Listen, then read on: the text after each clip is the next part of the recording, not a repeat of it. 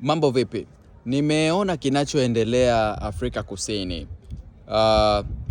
Wageni kutoka mataifa mbalimbali ya Afrika wanapigwa, wanaumizwa na kufanyiwa ukatili na baadhi ya raia wa Afrika Kusini. Kwa kweli hili jambo linasikitisha sana. Yaani hapo sasa unaanza kujiuliza, je, maana ya kutafuta uhuru wa Afrika ilikuwa ni nini? Na je, hii ndiyo ndoto ambayo ilikuwa ni ya Kwame Nkrumah kuhakikisha Afrika inakuwa nchi moja? Na kwenye haya matukio yanayoendelea, serikali, mamlaka zimekaa kimya. Hatujaona wakikemea kusema kwamba kwa nini watu wanaonewa na kufanyiwa ukatili hata kuumizwa kiasi kile. Ukiangalia ukweli ni kwamba hakuna Mwafrika anayeweza kuwa mtumwa kwenye ardhi ya Afrika. Hakuna Mwafrika ambaye anaweza kuwa mgeni kwenye ardhi ya Afrika. Hakuna Mwafrika ambaye anaweza kuwa mhamiaji haramu kwenye ardhi ya Afrika. Kwa nini tunafika hii hatua? Kwani kama issue ni kwamba hawa wageni wanachukua ajira za wazawa, kwa nini kikundi ambacho kimejiunda kisiende kupambana na mamlaka zao? Labda kiende kwa viongozi sasa wawape ajira. Tunapigana kiasi hiki wa Afrika, tunaumizana kiasi hiki wa Afrika, tunavunjana kiasi hiki wa Afrika. Eti Tanzania arudi Tanzania. Angalia video hizo, angalia, kuna huyo ni Mtanzania. Eti arudi Tanzania. Amefanya nini? Kwenye biashara mdogo. Kuna Mgana nimeona, kuna Wagana wengi tu nimeona, kuna wa Nigeria, watu wanapigwa kiasi kile. Nini maana ya ukombozi wa bara la Afrika?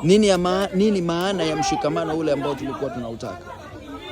Nini maana ya maendeleo ya pamoja ambayo tunataka?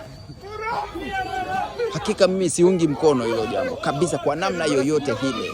Hakuna, hili jambo halifai. Mwafrika hawezi kuwa mtumwa kwenye ardhi yake mwenyewe. Na suluhu ya matatizo haipatikani kwa kupigana, kuvunjana mpaka kuuana. Hakuna suluhu hiyo. Suluhu ya kweli ni kumalizana, kuzungumza, kuelewana na kutafuta kwa vitendo vinavyoeleweka, sio kuwaumiza wa Afrika. Kwa kweli South Africa ama Afrika Kusini wanachokifanya baadhi ya watu sio kizuri kabisa. Kinarudisha nyuma taswira ya Afrika ambayo tunahangaika kuijenga kila siku. Na isivyo bahati, Afrika Kusini jina lake limebeba bara la Afrika. Kwa kuna watu wanaamini kwamba hiyo ndo Afrika nzima. Jambo ambalo linaumiza kwa kweli. Lazima tupaze sauti kwa pamoja. Hiki kinachoendelea Afrika Kusini kwa kweli sio kitu kizuri, wala sijapendezwa nacho. Na mimi binafsi natamani kuona Afrika ikiwa moja, Afrika ikiwa inapendana. Mwafrika atoke Kenya aende Uganda, aende Tanzania, aende Nigeria, aishi vizuri. Ndio maana unaona watu wanapambania mambo ya passport moja, kina Mika Chavala. Hiyo ndo Afrika tunayoitaka. Mimi niko barani Ulaya. Ukitaka kwenda Norway, Sweden, Denmark, Finland, Ufaransa, ni wewe tu. Ukiwa na visa ya Schengen unaenda nchi zote hizo. Unaishi kabisa bila shida, unapita, unasafiri, hakuna kusumbuana, hakuna kupigana. Haya mambo tukiyaendekeza ndio yanaturudisha nyuma.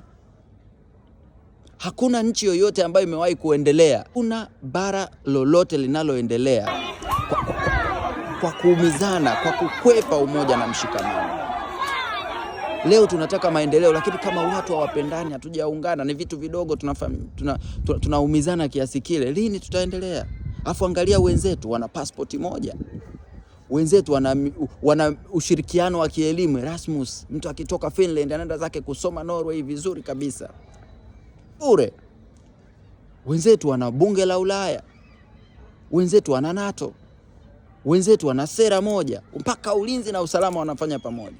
Leo tunashindwa kuilinda ama kulinda bara la Afrika.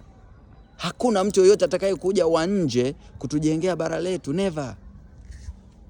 Au tuseme na haya nayo yamesababishwa na mabeberu. Kwa lazima bara la Afrika liamke kwa kweli. Hiki kinachoendelea mimi sijakiunga mkono na wala siwezi kukiunga mkono kwa namna yoyote. Ndio maana nimeandika kitabu kinaitwa Afrika Mpya, vikwazo vya maendeleo na njia za ukombozi. Lengo ni kuleta ukombozi barani Afrika. Lengo ni kufanya Afrika iwe kuu tena. Lengo ni kufanya Afrika iwe na mshikamano. Afrika itatue matatizo yake yenyewe. Afrika iwe huru. Afrika iwe na pasipoti moja. Hivi ndivyo ambavyo tutaleta maendeleo. Vinginevyo tutaendelea kubaki chini wakati mabara mengine yanazidi kuchanja mbuga. Mimi ni Jackson Mwanuzi, mwana Majumui Mamboleo.